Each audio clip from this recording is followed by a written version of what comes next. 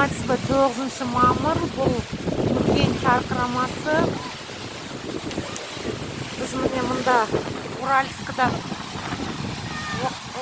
туған және өскен, бірақ бір қыз міне біреуі Айна деген Алматыда тұрады, екіншісі міне Астанада турист болып келді. Осы Алматы жақтан 60-70 километр жерде міне Аю сарқырамасы немесе Турген сарқырамасы. Міне мына кісі біздің жүргізушіміз болады. Міне қараңыздар, қандай әдемі жан-жақтағы көрініс және де таза ауа. Мына жерде бір 15-20 минуттай жаяу жүрдік, анау асфальт жолдан. Бірақ өте керемет.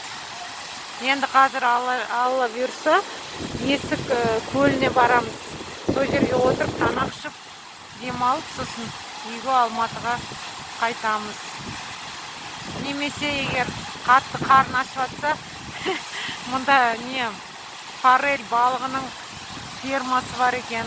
Онда балықты аулап, тамақты сол жерде балықты жеуге болады екен.